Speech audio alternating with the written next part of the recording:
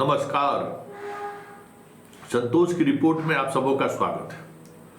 और आज हम संतोष की रिपोर्ट में चर्चा करने जा रहे हैं उस बांग्लादेश का, जिस बांग्लादेश की आज़ादी में भारत की बड़ी भूमिका रही है। और उस भूमिका को मैं बचपन से कहानियों में सुनता रहा हूँ, क्योंकि बांग्लादेश के लिए जो कुछ भी सहयोग के रूप में या सेना के रूप में जो भी वाहन जा रहा था या जो भी फौजें जा रही थी, वो हमारे घर के सामने से रेलवे स्टेशन से, रेलवे लाइन से वो जा रहे थे। बहुत सारे लोग बांग्लादेश के शरणार्थियों को मदद करने के लिए पूरे देश से लोग आए हुए थे।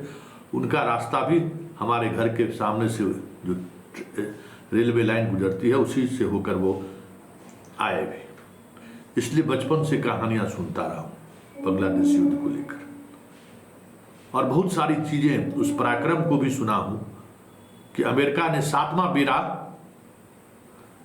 बढ़ा दिया था पाकिस्तान के पक्ष में, लेकिन इंदिरा गांधी डटी रही, एक नहीं सुनी। और उस दिन जाके उसने युद्ध को रोका जब पाकिस्तान को 2 हिस्से में विभक्त कर बांग्लादेश एक नए राष्ट्र के रूप में निर्माण नहीं करा दिया। किसी की धमकी, किसी की एक नहीं सुनी। लेकिन आज उसी बांग्लादेश में भारत के खिलाफ माहौल है, और भारत और बांग्लादेश के आज़ादी के आंदोलन से जुड़े हुए हर एक तस्वीर, हर एक दस्तावेज, हर एक स्टेचू को तोड़ा जा रहा है, जो याद दिलाता था उस पराक्रम को, याद दिलाता था उस सैन्य ऑपरेशन का, जिसमें भारतीय फौज ने अदम्य साहस का परिचय देते हुए पाकिस्तान के 90,000 फौज को आज समर्पण करने पर मजबूर किया था। उस याद से जुड़ी हुई जितने भी तस्वीरें, जितनी भी दस्तावेज, जितने भी होर्डिंग, जितने भी स्टेचू, मूर्ति लगी हुई थी बांग्लादेश में, सारे के सारे मूर्ति और स्टेचू और दस्तावेज को उपद्रवियों ने खत्म कर दिया, आग के हवाले कर दिया। आप तस्वीर में देख रहे हैं। बड़ा सवाल यह है कि बांग्लादेश में आईएसआई हो, अमेरिका हो, चीन हो, जो भी हो, भारत के खिलाफ साजिश रच रहा था। भारत के उस योगदान को मिट्टी पलीद करने में लगा हुआ था, जमींदोज करने पर लगा हुआ था, और भारत की सरकार को इसकी भनक तक नहीं थी। ऐसी सरकार जो दावा करती है, बड़ी बड़ी बातें कहते हैं, बड़ी बड़ी उपलब्धियों का व्याख्यान करते हैं, 56 इंच सीने की बात करते हैं, उस 56 इंची के शासनकाल में जिस तरीके का कृत्य हुआ, और आरोप राहुल गांधी पर लगाते हैं। इनका जो सोशल मीडिया प्लेटफॉर्म पर जो संघ और बीजेपी के जो आईटी सेल वाले हैं, वो कहते हैं राहुल मिले हुए हैं तख्ता पलट। सवाल है कि वहाँ का जो गृह मंत्रालय का जो एडवाइजर है, वो आपको चुनौती दे रहा है कि आप हमारे मित्र हैं, दखल ना दें। हिंदुओं पर अत्याचार हो रहा है, लेकिन जुबान नहीं खुल रहा है। जरा देखिए, गिरिराज सिंह है।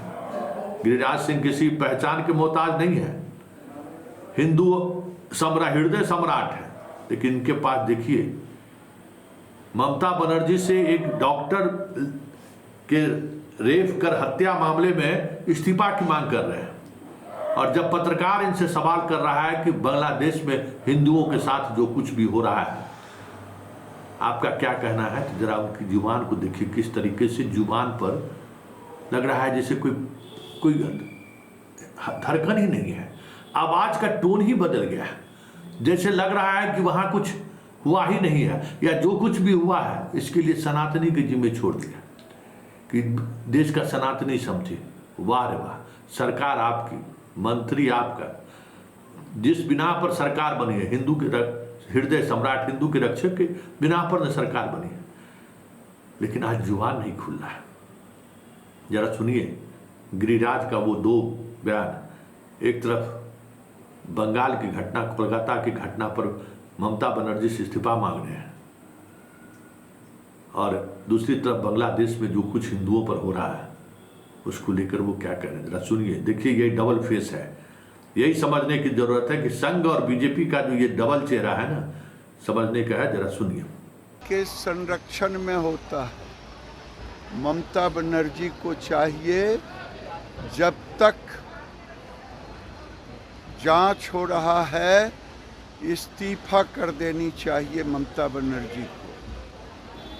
अगर उसमें थोड़ी सी भी नैतिकता है तो इस्तीफा कर देनी चाहिए।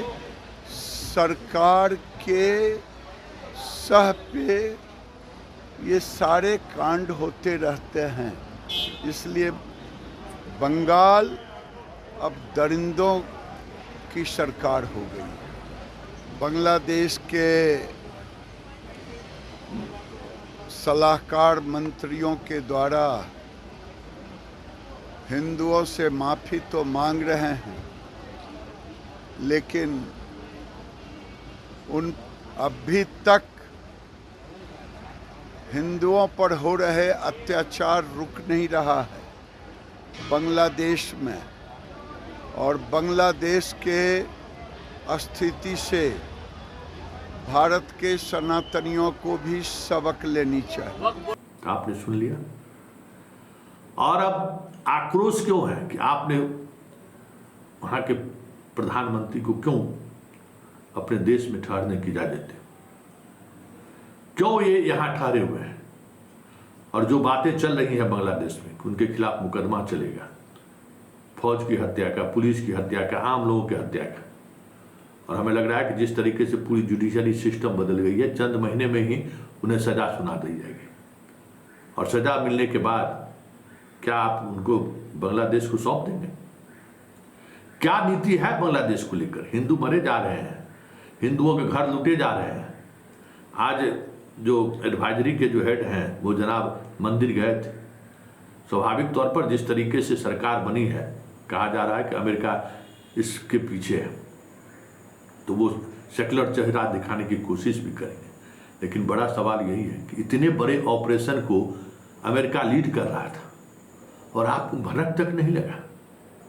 जिस प्रधानमंत्री को लेकर आप इतने आग्रही थे कि गलत तरीके से चुनाव, सारे विपक्षियों को जेल में बंद करके खुद प्रधानमंत्री बनी रही, लेकिन एक बार भी आपने जुबान नहीं खोला। वो हमारे मित्र देश है, लेकिन आप जब वो वहां से भागी तो आपने शरण दिया। क्या सोच, दुनिया के किसी मुल्क ने उनको शरण नहीं दिया, आपने उनको शरण दिया है। और उस शरण का गुस्सा ही है कि वहां हिंदुओं पर अटैक हो रहा है और आप खामोश हैं। आखिर इस खामोशी का मतलब क्या है? अगर आज कांग्रेस सत्ता में रहती, जिस तरीके से हिंदुओं पर हमला हो रहा है, क्या मोदी और संघ, मोहन भागवत खामोश रहते क्या? गिरिराज जो भाषा बोल रहे हैं वो भाषा गिरिराज की रहती क्या? यही डबल फेस है। और इसी डबल फेस को समझने की जरूरत है कि सरकार ने चारों तरफ दुश्मन पैदा कर दिया है। नेपाल हमारे साथ नहीं है, पाकिस्तान से तो चलिए कोई बात ही नहीं है, श्रीलंका मेरे साथ नहीं है, बांग्लादेश एक मित्र राष्ट्र था वो भी अब हमारे साथ नहीं है। और इस कदर से जो हिंसा भड़की बांग्लादेश में, वो तो हिंसा ऐसे लगा जैसे वहां के प्रधानमंत्री के खिलाफ नहीं था, हिंदुस्तान के खिलाफ रहा। हर एक उस उपलब्धि को उन लोगों ने तोड़ा, खत्म किया, मिटाया, जो बार बार यह दिखाता था कि बांग्लादेश के निर्माण में भारत की बड़ी भूमिका है। मतलब अब आप दशक तक याद भी वो लोग कैसे रखें कि क्या योगदान रहा है, हमें समझ में नहीं आता है। इतनी बड़ी चीजें, पूरी इतिहास मिटा दी उसने, और हमारी सरकार को, डोभाल साहब को इसकी भनक तक नहीं लगी, जयशंकर जी को भनक तक नहीं लगी। और ये जो चुप्पी है ना, ये चुप्पी कायरता है। और अगर आप नेहरू और इंदिरा पर सवाल खड़ा कर रहे थे, तो इंदिरा ने अमेरिका के साथ में बेड़ा का भी प्रवाह नहीं किया था।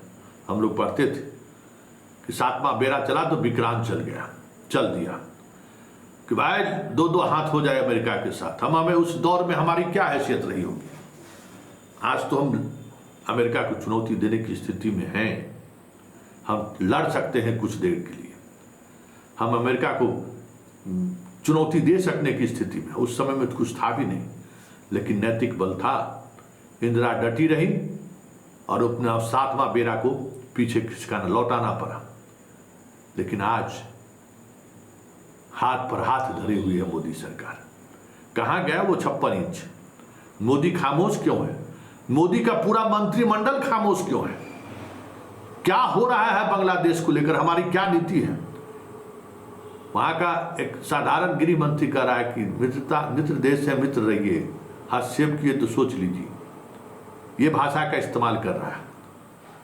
भारत के खिलाफ माहौल इस कदर बिगड़ गया है कि भारत के नाम सुनने से लोग घृणा करने लगे। कौन जिम्मेवार है इसके लिए? मोदी जी, आपको नैतिक जिम्मेवारी लेते हुए इस्तीफा दे देना चाहिए।